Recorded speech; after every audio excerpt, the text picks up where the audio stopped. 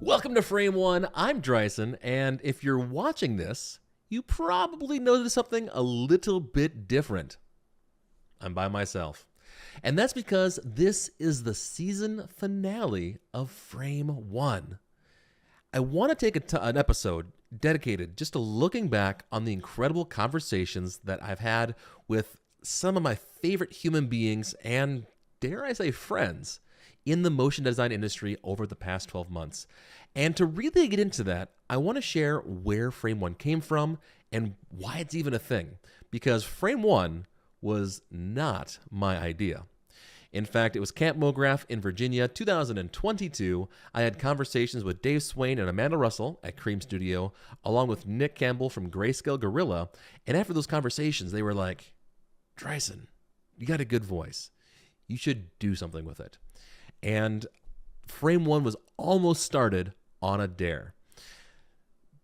At the same time, my business partner, Courtney Haberl, and I, we were talking about starting an animation studio together. And both of us had been around production from design and video, but neither one of us had actually worked in a true animation studio.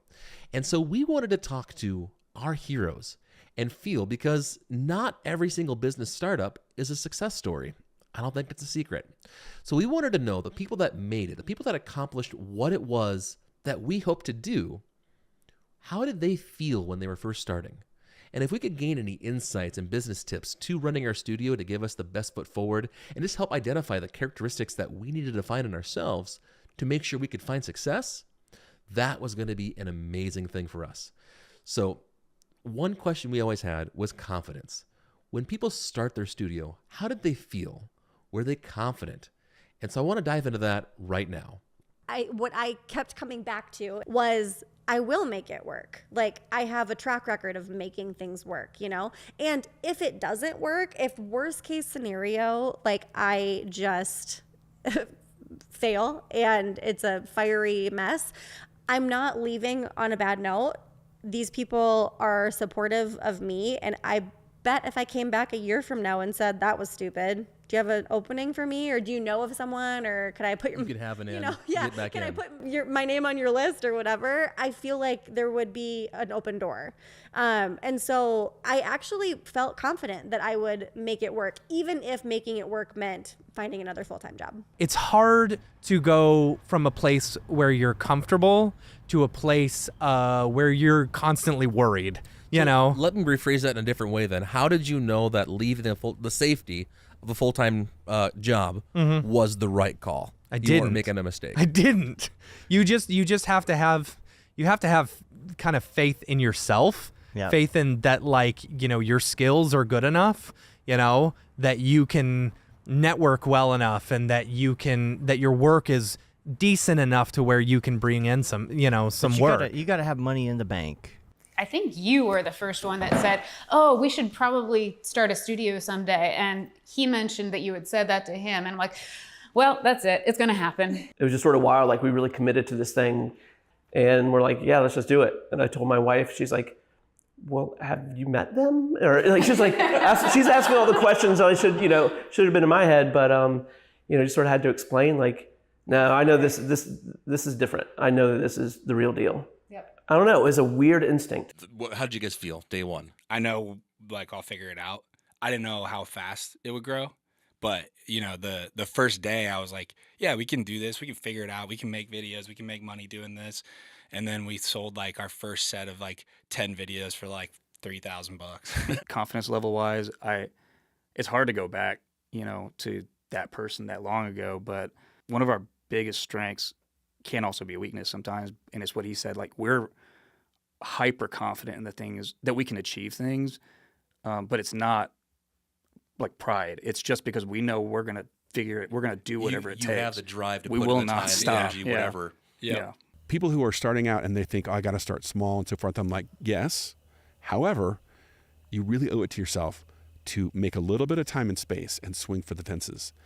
And that was how, like, I just kind of propelled my company right out of the starting gates. The answer is, a combination of confidence, I don't know, a little bit of bravado, maybe a little bit of ego, maybe a little bit of naivete, because by the time the project was done and I added up all the numbers, I did okay, but Yeah. wow, it was way more work than I expected it was going to be. At what point did you feel comfortable and confident enough to say, yes, we as Lemony are good enough, we're going to approach national big name companies like this and actually chase these accounts? Yeah, I would say either never or always.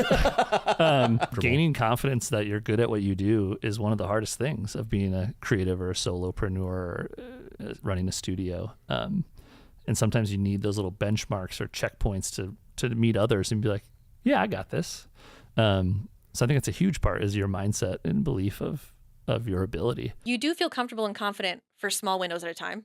And those are great little windows, but you learn from the other windows. So I think it just it's a cycle, and you get comfortable in that cycle, and you kind of start to learn, oh, when I feel this way, this is when I'm growing. When I feel this way, this is when I've hit my stride, and that's great. And then I'll probably have more learning to do later. We think that confidence is going to come before we do whatever it is, wanting to create a better gym routine or eat healthier or do more public speaking. We think that confidence will show up on our doorstep, and then we can do that thing, right? Then we can say hi to the person who passes us in the mall, whatever it might be. But confidence actually comes after, and confidence is a muscle that you build over time. So you have to start doing the thing if you want to get more confident doing that thing. A common thread I found from everyone was that, yes, they were confident that they were going to be able to make this work and figure it out. But how did that feel moving from full-time employee to freelance, or from freelance to studio owner? Let's find out. I had been kind of flirting with the idea of freelance for a little bit, Okay. knowing I'm going to have to move and I can't work in-house anywhere where I'm going to move. Right. So I had kind of spent those last few months at my job, really intentionally absorbing, how does my producer talk to clients, and how does my creative director talk to Smart. clients? And so from there, it was a lot of Chris Doe's podcast. It was a lot of the Chutzpah freelance book that got me through Joey Kornman's book. And so a lot of those resources kind of made me feel like I had studied for the test. We essentially started, and I think a lot of people that do what we do start this way, right? You start as a freelancer because you're good at doing, the thing that you're good at doing. And you sort of operate with that mindset.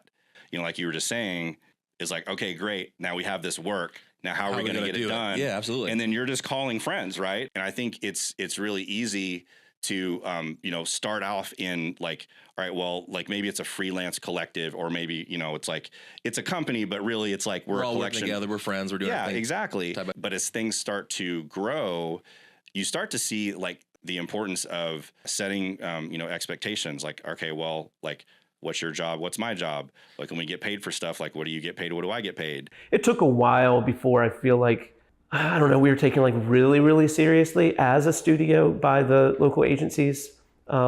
Probably because we had freelanced with them before, so they kind of just saw us all as a group of freelancers. Right, for a and really long honestly, time. we kind of acted that way for a while. Yeah. I mean, some of the things that I learned running a freelance business translated, move those things over just as far as kind of the structure of your company and taxes and those kinds of things, and even just software for invoicing and all that kind of stuff that you sort of have to do. But once you start a real studio, once you have a brick and mortar, once you have partners, once you have operating agreements, once you have all these things that come together that make it more than just being a one-man show kind of thing, it's not it grows. It's a little bit harder. It's a lot harder. There's so many things you just don't know. Matt started a burn sheet. We kind of had our own clients, but we'd work together on projects and stuff like that. And he'd be like, oh, we got this one coming in. We got this one coming in. And he'd tell me all these, and then I'd forget them. It just, oh, cool. Whoa, all right, now on to the next thing, right? So what I did was I created the burn sheet, where it's basically, okay, this is how much money we have. This are the projects that are coming in, this is payroll and stuff that we know we've got. All the expenses you're going to have. It's just five columns in Excel, It's basically, when are we going to go out of business? When are we running out of money? And the decision that we made is that we were going to do a paycheck every 2 weeks for each of us, and it was always going to be this amount. So you put that in there and you put that on the chart as well, so that you know exactly when can you stop paying yourself. And that's the big thing.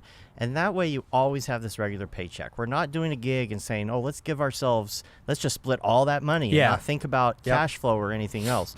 To keep the rest of your money there and to have a plan and like just not just go up and down. You can have your own personal budget if you know you're going to get that exact amount of money every 2 weeks.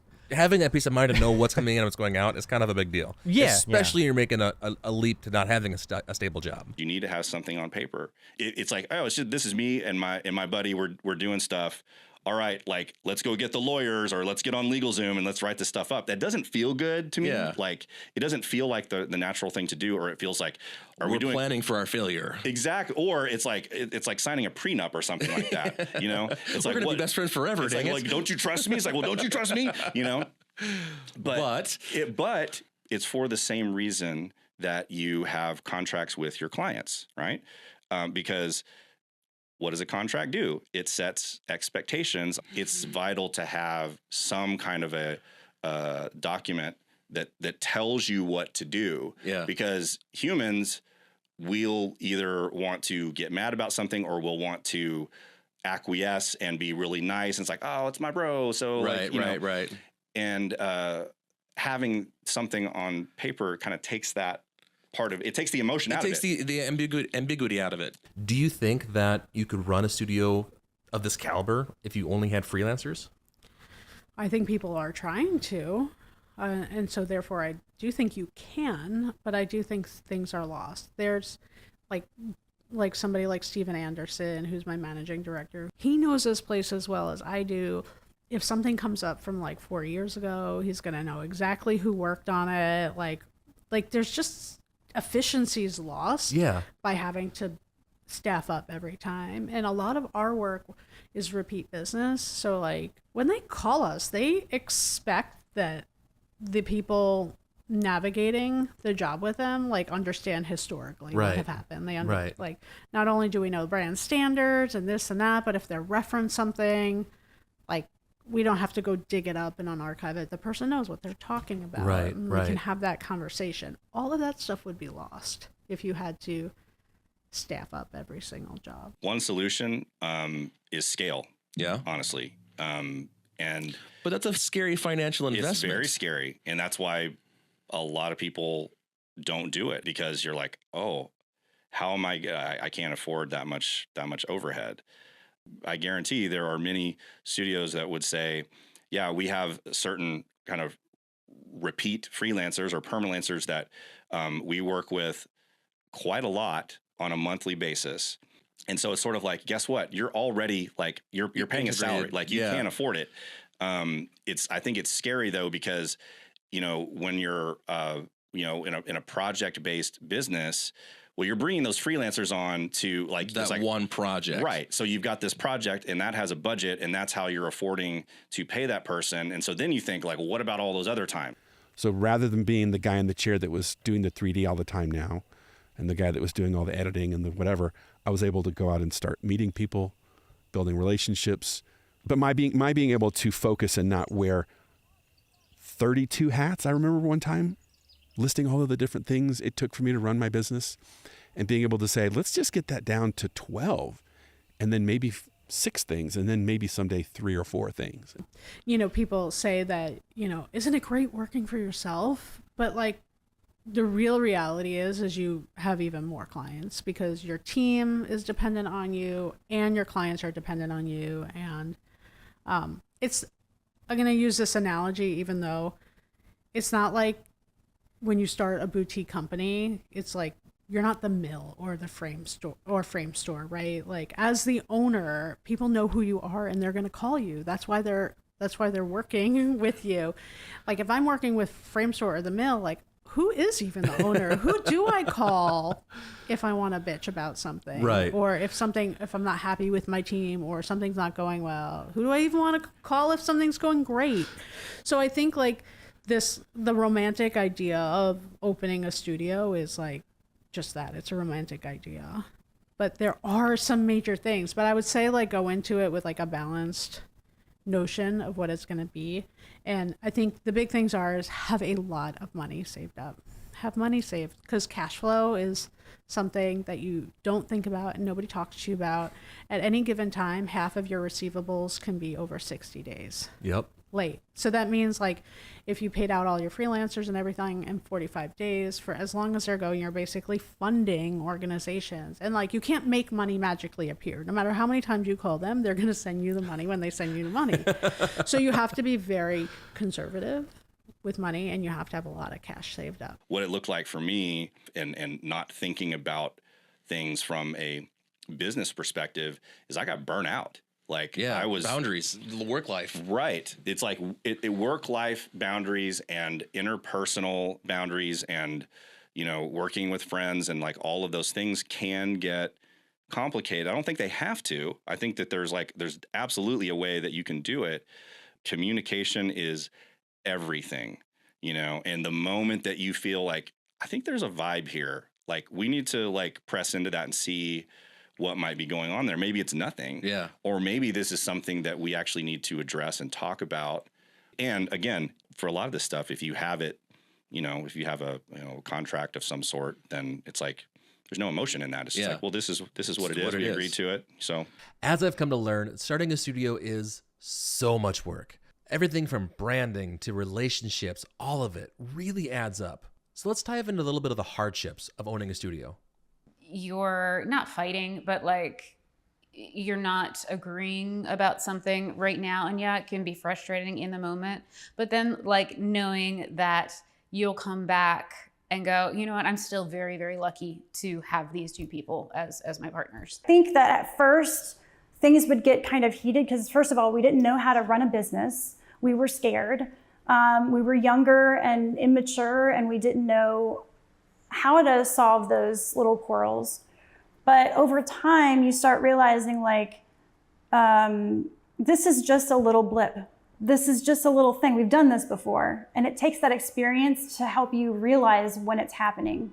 I would say that's like one of the hardest aspects of running a business, especially a business like this. Like nothing's retainer. There's just relationships. But like there was a point in our evolution where we had two big main clients, and within the same year, both those agencies lost that business, which means that business goes away for us too, and nothing that we did. It's just like, so you really have to learn to diversify and to, even if you're small enough where you just need two main clients, you have to have an iron in all the fires to be having yet another two clients, because those two could go away. There was a time I always tell now as a coach with services companies, you got to be careful to let one client be too large. Right. We want to diversify a little bit. Exactly. So one year they were about 44% of our business. That's a lot. Oh, wow. And so the hope was to dilute it by growing others. And we were working on it, and then they did really pull down one year. So I think that's probably in the second half of Lemonly where I gained a more appreciation for leadership, and the burden that an entrepreneur carries. Because when you get off that phone call internally inside a room by yourself, a lot of thoughts are running through your head of, can I pay these people? Are we going to make it? Will we survive? Did I just turn something that was valuable into something that's no longer valuable? You always kind of go to bed thinking the whole thing's just going to fall apart. Absolutely. And I think that's pretty common for entrepreneurs. But then you step out of the building or out of that room, and everyone's working and just doing their job and doing what you're asking them to do. And you kind of got to just show up and be there for them and be the person that they need you to be, right? A support system is so important. It's a very lonely journey as a CEO, as a founder, as an entrepreneur, whatever you want to put that title on. And your support system, especially if it's people who are in your same shoes. I think if you're with other entrepreneurs like my husband, Doug, is that they can put themselves in your shoes too. And they've been through a lot of the same things you've been through. And I think that's where leaning into people who are like-minded. And I think that's also when starting a business, there's not really a finish line. It's not really a marathon. It's an ongoing, continually improving evolution. I love that. Weirdly, I'm very nerdy with spreadsheets as well as like general all right. like technology stuff and creative software. So to me, it's always like a certain point when I'm spending so much money and I'm hiring different people to do the same thing. It's a good time for me to find the one person who's a good fit for the team to, I don't want to say replace all the other people, but if I'm consistently hiring a freelancer to do character animation, month after month on end, maybe it's a good idea for me to bring that skill set in-house, because I always hate I love working with a variety of people, and we're still, right now we're 15 people, but we're probably closer to 30, 35 every month in terms of contractors and other stuff. Yeah. But I always get to this point where it's I hate to see the knowledge go out the door, because we work through some hard things. You figure out how to accomplish a job or, make different technology work together, and then all of a sudden it's that was cool and that was a fun 8 weeks, but then they're gone somewhere else, and maybe you work with them a couple months later, maybe it takes 2 years because they're busy. So that's a big thing. I was always trying to see weigh the level of work and the volume, I guess, based upon what the needs are and what I would like to add to the team. There's only so much I can do. Yeah. And I do mostly on the business development and sales side now. So there's only so much that can happen there. And then when you bring and add another person into the puzzle, it's just constantly we look at it as a sandbox, and it's another toy to play with. Yeah, okay. But it's a toy you have all the time, right? And it's someone, an editor can work with a character animator. But if we don't have an editor, it's really hard to get Bring that those things combination together. of things together, because then you're just going out of house for it. And then I assume when you have a freelancer or have to hire a freelancer, there has to be project and money coming in, as opposed to now if you have that resource on staff, there are going to be idle times, hopefully not too long of idle times, but all those resources can be dedicated to help building up Spilt, either through social or for other odds and ends. Totally. I'll never forget. This was one of those pivotal moments. He said, the way I see it, you have 3 choices. You can keep doing what you're doing, ride hard, burn out.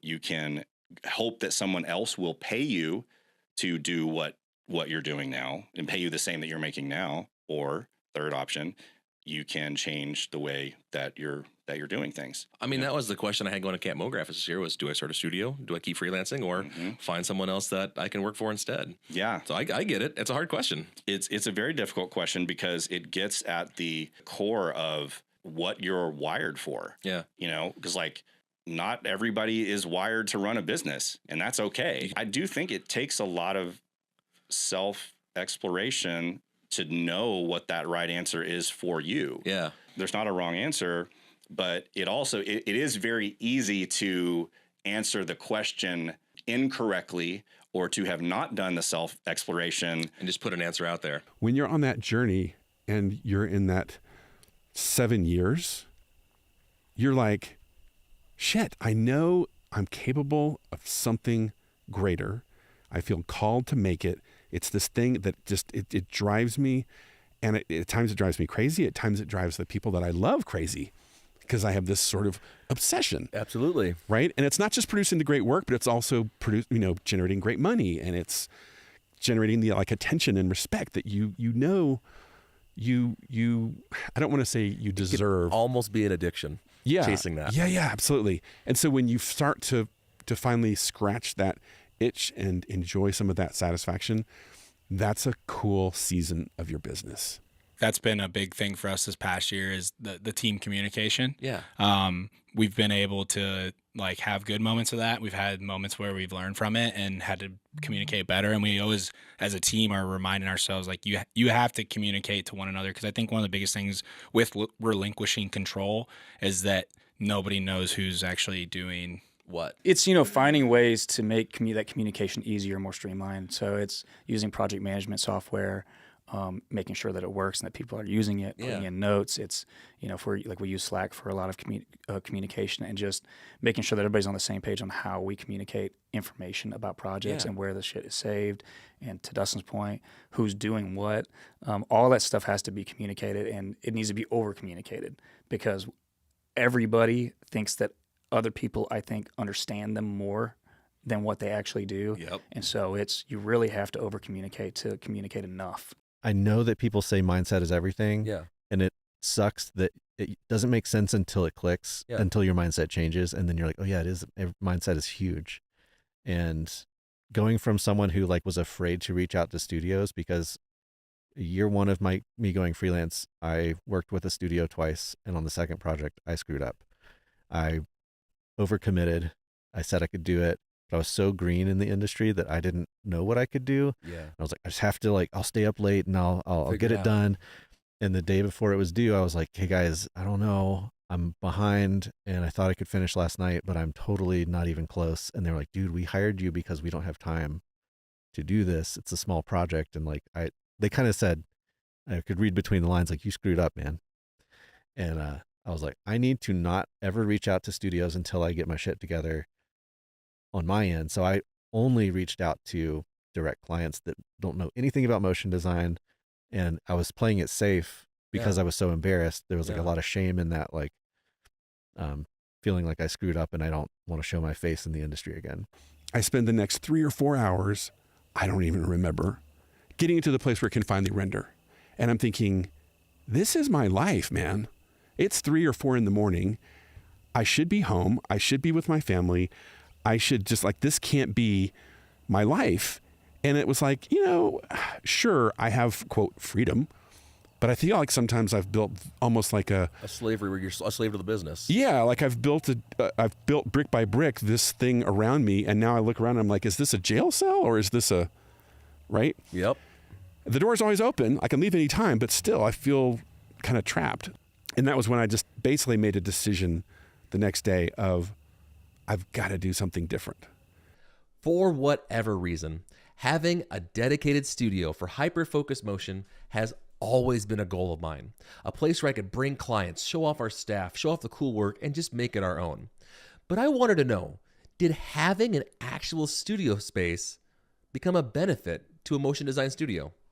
I think that staying as small as you can for as long as you can in your startup phase is extremely important. Because I think when you start, all you have is overhead. You are nothing but overhead. And so keeping it as small and lean as you can is so crucial. And what I see a lot is, especially because like we're designers, so you want everything to look good. Yeah. So I think it's really easy to get caught up in, I've started a studio. I need to brand the studio. Therefore, I need to brand my space. I need to brand my surround. And you just like that, it starts to escalate so fast. And what I see a lot is like, I'll be like in a coffee shop or something, and I'll see a coffee shop that's like selling their own merch. Yep. But the shelves are entirely full because none of it is selling, because nobody is excited about your brand as you are. And that's fine. That is totally fine. But when I see that, it reminds me, you know what? A ladybird pin would be so cute. A whole set of ladybird pins would be the bomb, but I can't do that right now. I cannot do that right now. And so that reminder of just like staying small for a long time. I think you might be close to selling some pins. Yeah, I mean, just setting up the studio originally, it was really fun to get deliveries and like see our new couch together. It was weirdly like moving in a little while. Yeah, a little bit. We got business married for sure. We did. That's what it is. Oh, you also quickly learn that your tastes aren't necessarily everyone else's tastes. If you don't have a creative mind, you might just be like, oh, okay, well, that's fine. That couch is a couch. But for us, we're like, no, this couch is a statement and it must reflect me, you know? So everything. There's a lot of that, yeah. It just learning each other. Yeah. That is a big transition. Was having a studio location, a physical building, brick and mortar, beneficial to Lemonly, or did it matter at all? I think definitely in the formational years of a culture was super huge. So like we could be known as a good place to work, but you could really feel it, I think, when you came into the studio. And so I almost think in 2023 that might be less impactful because we've all gone to hybrid or are more used to Zoom and remote. But in those teen years, it was pretty powerful, I think. Did it make a difference for you guys?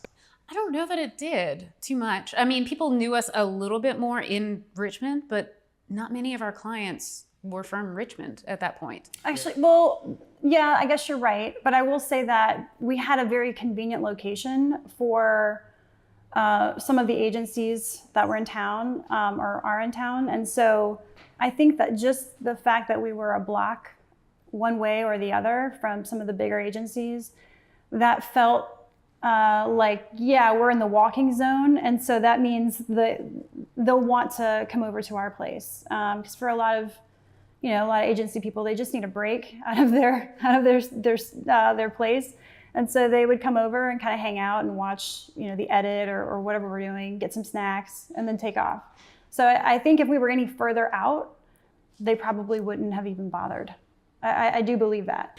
And then literally like days after that, we won Captain America Winter Soldier. And like, had we not been in this space, they would have probably not given us the job because there's no way we would have passed security. Winter Soldier was the first job we'd ever gotten at Marvel or at any kind of security, like, required company. Right, so right. When we got the like visual effects, you know, pipeline, we also got like the security mandates, and they were like, you got to be up to snuff like now, and we will help you, but like you gotta do it. You got like basically a couple of weeks and and you're running. And you know, there's a lot of things like, oh, like windows can't be facing monitors, and you know, if you're in a building with other tenants, there needs to be a certain kind of security at the door and things like that. So there were just things like that our other space wasn't. Right. Where with having our own building, we could control the whole paradigm. So that's the thing about owning the space and having it be a space that's only you occupy, is that you can then control the space. Hyperfocus Motion is not my first company. In fact, my wife and I ran 3-chord weddings, DJ, and photography for over a decade and had a lot of success doing it. However, we learned a lot about branding and marketing and finding your core values. So when Courtney and I started Hyperfocus Motion, I thought this was going to be a breeze. Wow, was I wrong. We had to learn so much about understanding our strengths, our positioning, and honestly, we're still figuring it out now. So I want to dive a little bit now into just finding out who you are as a business. This sounds really gross, but like, get really intimate with your numbers, know what your numbers are, and know what your goals are too. And I think really what it comes down to is figuring out, like, what do I want to make in a year? What's that goal? What does that mean every single month? And what does that mean from a services and capacity perspective? Yeah. So if I want to make $5,000 a month, how many sessions is that? You know, how much do I want to work? And it's first setting that up so you're not throwing spaghetti at the wall, and you actually have like, okay, I want to book 4 sessions a month and they need to each be $1,500, whatever it might be. And then it's figuring out, okay, $1,500 a session, that's a little higher than what a lot of people are doing around here. How can I create a killer experience that makes people say worth it? So it's the experience, not it's necessarily the price tag. It's 100% the experience. It's never the price tag. If you have an issue with people not buying, you don't have a pricing issue. You probably have a brand issue. You really have to just know, like, where with AJ knowing the numbers, like, it makes things a lot more clear. And so we know what our goals are. Yeah. We know what we have to hit from a sales perspective, and we know how do we get that? Well, we go through recurring clients, new clients. We have a little bit of a strategy. It's still something that's still being developed, because him and I have finally the past year really gotten to be able to do some real business development. Yeah. So that's why we've been able to grow a little bit quicker. I had to go through that process myself of figuring out that mental transition of, it's no longer my responsibility to be as palatable as possible to the entire world. That's not my job anymore. My job is to do work that I enjoy and that other people enjoy. And so it then became a process of, what work do I have that I would want to do again? And that's what's allowed to stay on the website. And that's the kind of stuff that's allowed to live here, because that's, you attract what you put out. Yeah, absolutely. Yeah. So how long of freelancing did it take for you to go through that process? It, I think, was ever evolving. Yeah. And that's what I had to tell myself, I think, to get started, was that nothing's permanent. And I think without that thought, I wouldn't have started, because I'm very much usually in this mindset of everything has to be perfect before I can start. Everything's permanent. Everything has to be right before I begin. And that's not true. And so once I kind of realized that, like, Ladybird is a living, breathing thing, it was so much easier to start knowing I can always adjust later on down the line. Everything is flexible. And ask them questions, bounce ideas off of each other. And I think that's the really important part of running a business, is continually learning and communicating with people in a way that helps not only promote their business, but your business as well. And I think it's important to promote their business too. Often I'm asked by contemporaries out there that are thinking about starting their own business, they'll call and be like, hey, can I have like an informational interview with you and just kind of pick your brain? Yeah. They're like, I want to make a company just like yours and compete against you. And I'm like, okay, what do you want to know? And they're like asking all of these questions, but they never ask like the one question that's like the most important question is, how are you going to get work? How are you going to get work? Where's the work going to come from?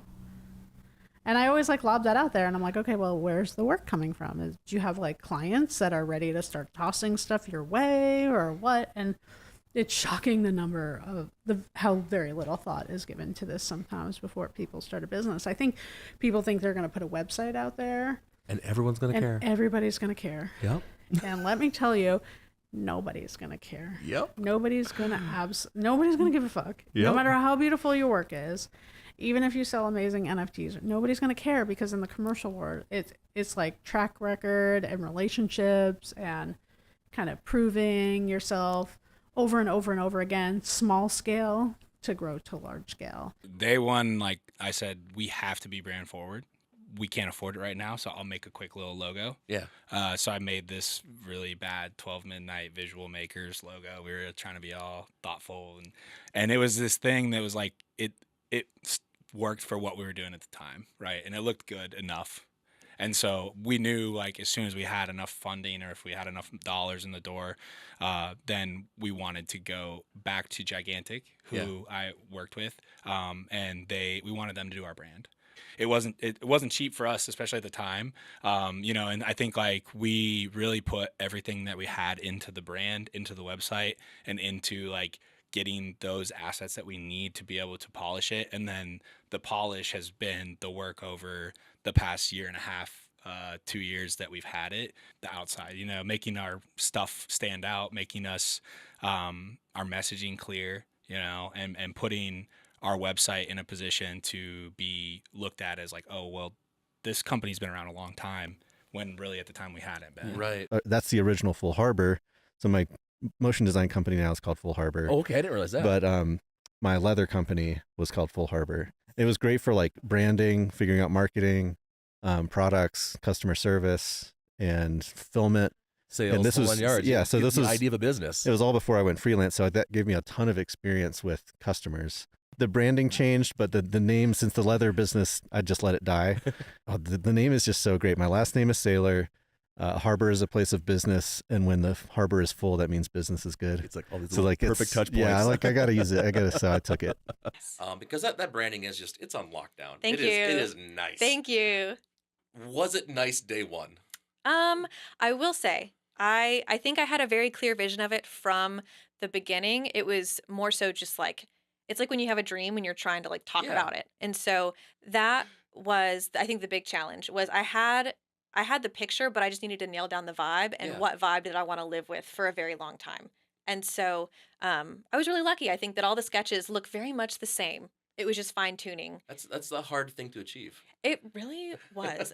I think one of the biggest benefits as a freelancer or starting your own company is understanding what the need is that you are trying to convey to someone else. Yeah. It's not always visual, but sometimes it's communicative. And I think at the base of design work, it's about your business goals and your business values and your messaging and how you talk with your employees and what the expectations are of those employees. Like that's a brand. And design is secondary. If it wasn't for businesses, I wouldn't exist. Like there's like that sort of thing where like I would exist, but I wouldn't be doing what I do. Right. I would say conceptually speaking, as a matter of principle, I find that great marketing is all about creating curiosity that leads to a conversation. But yes, at some point there is it's like a mental funnel. It's like a brain funnel where great positioning is going to make me curious. What's that? It makes me say, I'm getting a sense of something. Plus it's paired with a visual. If I'm that kind of person, well, what is that? Okay. That's a win. I mean, that is great positioning right from the start. But to your point, it's not enough because you've made me curious, but I'm pretty soon, once I start scrolling down that page or I click on the about and I go to the about, I want you to also just tell me, what the heck is it you do? Right, right. And if you don't tell me that, I'm going to be frustrated. I'm going to say, I don't get it. I don't get it. That's odd. That's confusing. So it's this idea of step one. It's usually this why. It's this mission, this purpose. It's an aspiration. It might be a rallying cry. It might be an anthem. And coming up with that is so damn hard. But yes, that thing is going to make you curious. And then as you gradually are exposed to, well, who are these people? And what are they about? And what is it they actually do? And how do they do it? And those answers become increasingly literal. So that by the time you get to the bottom of this funnel, you kind of know why this company exists, but you also know what they do, how they do it, who they are. Like, oh, this is Drysen. This is, his team. These are okay. And so when I get to the contact page and I see executive producer, right, Susie Smith or whatever, it's like, that's a real person. And I can click on that and it's going to send a real email to somebody on the other end named Susie, who's going to answer my question and start helping me figure out how to get my project done. And it just took me a while to realize what sales actually was and our approach to sales. It's not me, us. It's like, what do you need? And what do you guys do? And like, I didn't get that for a while. I started reading a lot of books. I started speaking with my husband, who's like really good at sales. And the irony is that he was like, you don't sell when you do sales. You listen, you ask questions, you talk, you communicate, you build relationships. And I'm like, but how do you get to sale? When's the selling? And he was like, you're not getting it. So I had to read some books, and finally it started clicking for me. The hardest thing about these type of our businesses is sort of the volatile nature of the work met with what you try to build, the consistency of the workforce. Well, and what you'll find is it becomes this cycle. So like you'll fix a problem in your business and it'll probably create another problem. And I mean, good problems. So we are really focusing on marketing. I'm doing a podcast. More people need to know about my studio. Okay, great. Now all these people are calling us. So sales is pretty busy because shit, I got to send all these proposals and I got to answer these phone calls. I got to get back to him. Okay, you fix that. You've closed more proposals. Okay, so now you got to go do the work, right? And so you have a delivery challenge and then you get it all done. Maybe you need to hire more people because you're so busy. Right. Well, then you need more sales, right? And so it does create this cycle. But if you think of it that way, it's like, I'm going to break this intentionally and then I'll fix it. It'll break the next thing. And we're just going to keep spinning this cycle and like kind of moving it faster and moving it bigger. Like sales. Yeah, of course. Like sales is a big part of that. It's like breaking that feast or famine cycle where it's like you're busy slam doing this one project and then you can't think about anything else. And therefore you can't sell. You can't do the marketing, can't do the selling. You can't line up the next thing. And, like let's say my primary responsibility these days is sales. It wouldn't even be possible for me to spend time doing that if I didn't have operations, a team, finance, right? Like the operations is handled and the billing is handled and, the work is getting done. I don't know how you do that without a team of people. It's very difficult. I mean, I think you can, but it's sort of like if you're a freelancer or if you're, let's say like I want to be a company of two forever. I think that's fine, but you really have to put some rails on that. Yeah. Like when things are going fantastic, like it's amazing, and like people are calling and it's cool projects, and like sometimes we get to turn down things because we're like, we have a choice of things we could work on right now. And then other times it's like, oh man, like we don't have anything coming in and like everything's about to wrap. Like, so I feel better because I feel like I put a lot of the right people in the right place. I can trust that like any job that comes in, I can step to the side and be like, yeah, we're still busy right now, but we need to focus on business because I know in like another 2 months, we don't have anything on the docket, right? Right. And that's the hardest thing about being like a service-based place, unless you have like retainers. Like we have one retainer client, but like outside of that, it's just incredibly hard to know what's coming in. Once again, I want to say thank you so much for being a part of the Frame One journey. This is our season finale. So what's next? Frame One is taking a hiatus for a little while because this show has been quite expensive to produce, to be honest with you, and it is a major time commitment. I love it.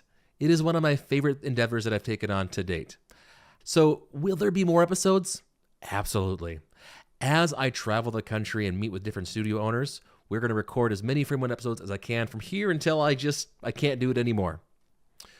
But they will not be released on a month by month basis anymore. So keep an eye out, follow along. If you have any questions, reach out to me at Drysen at wearehyperfocused.com. And again, I just want to say thank you. Thank you for making this last year incredible, either by being on the show or reaching out and telling me how much the show has helped you. You are appreciated.